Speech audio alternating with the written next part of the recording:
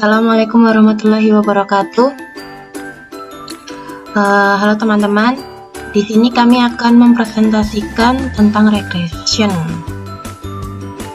Nah, nanti di sini kami akan menggunakan regresi linear sederhana.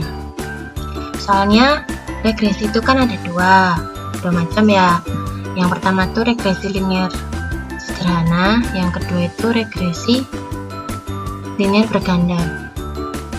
Nah, di sini kami tuh memilih yang linear sederhana. Nah, di sini saya bersama kawan-kawan sekelompok saya, yaitu ada Muhammad Pandi Ferry Permana. Halo Mas Ferry. Halo Mas Ferry. Open mic. Ya, halo. Oke.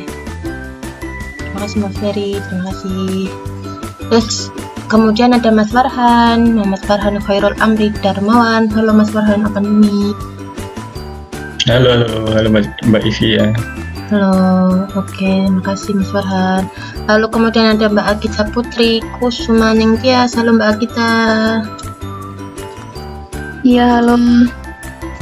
Oke, makasih Mbak Agita. Lalu ada Mbak Lasmita Triana. Halo Mbak Mita. Halo. Oke, dan ada saya sendiri Nurafikian Gisyantari. Baik teman-teman, sekarang kita akan lanjut slide-nya. Nah, ini kami akan menjelaskan tentang regresi linear sederhana. Nah, regresi linear sederhana itu digunakan untuk meramalkan atau memprediksi suatu variabel dependen. Variabel dependen itu biasanya Y berdasar satu variabel independen.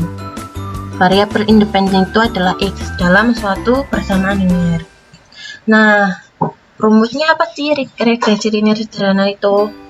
Nah, salah satu rumusnya itu adalah Y sama dengan A plus B kali X. Yang mana Y itu adalah variabel yang diduga atau dependen. Terus A itu adalah konstanta, B itu adalah koefisien regresi, dan X itu adalah variabel penduga atau independen. Nah, ini salah satu rumusnya juga. Ada ini dia, yang mana fx itu adalah subjek dalam variabel dependen yang diprediksikan. X itu adalah subjek pada variabel independen yang mempunyai nilai tertentu. Terus W itu adalah angka arah atau koefisien regresi yang menunjukkan angka peningkatan atau penurunan variabel dependen yang didasarkan pada variabel independen. Nah, jadi bila W itu bernilai positif maka terjadi kenaikan. Begitu juga sebaliknya, bila W itu bernilai negatif maka terjadi penurunan. Terus yang A itu adalah harga fx apabila x-nya itu 0, harga konstan. Nah, itu tadi rumusnya. Nah, terus menurut Irianto, namun sebagaimana layaknya arti kata prediksi, maka prediksi yang tergambar dari persamaan regresi bukanlah merupakan hal yang pasti, tetapi merupakan suatu keadaan yang mendekati kebenaran. Jadi menurut si Irianto ini, kita tuh menguji regresi itu bukan hal yang pasti, jadi tidak selalu benar, tapi itu keadaan yang mendekati kebenaran. Kalau menurut si Irianto ini hanya mendekati kebenaran.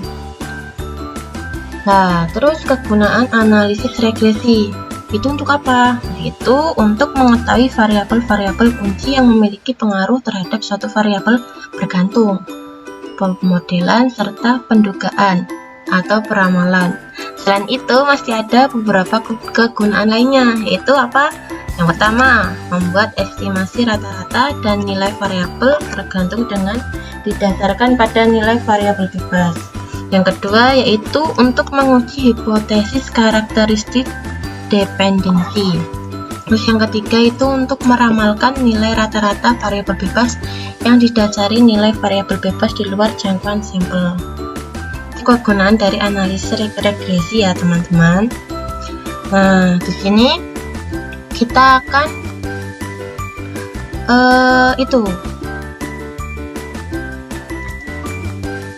menginputkan data-data di SPSS. Nah, data yang kami gunakan itu adalah data yang ada di jurnal yang telah kami jadikan referensi.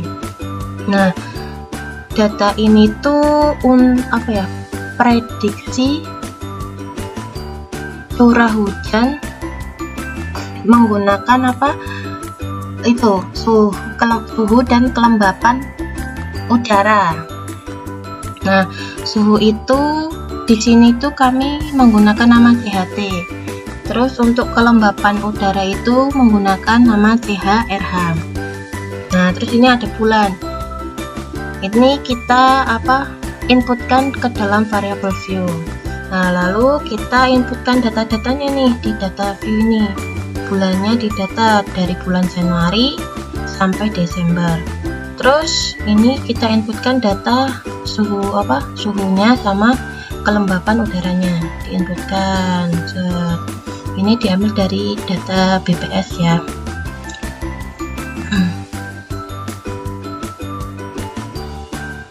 Nah, setelah itu untuk melakukan regresi linear di SPSS-nya itu kita klik bagian analyze ini, menu analyze. Terus kita cari yang regresi. Nah, lalu kita klik yang linear. Lalu akan muncul halaman seperti ini. Halaman ini. Nah, kita masukkan nih yang dependentnya itu mana sama independennya. Terus case labelnya juga dimasukkan.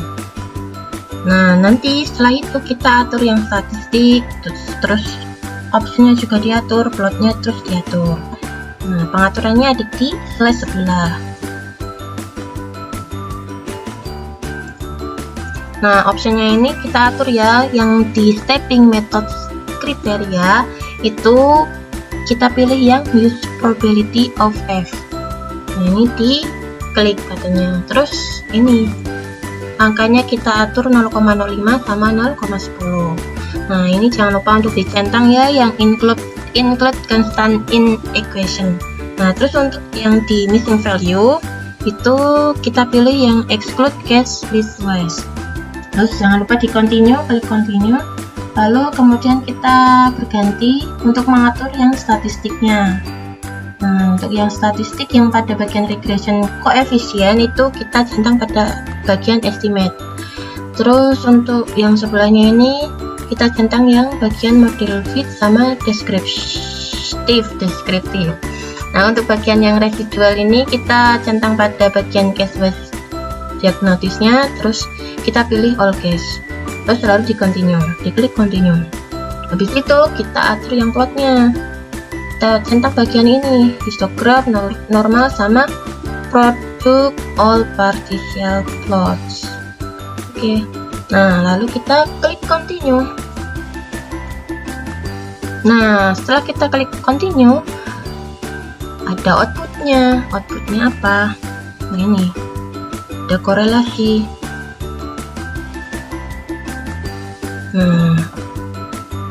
Angka korelasi antara frekuensi CHRH dengan CHT itu sebesar 0,950,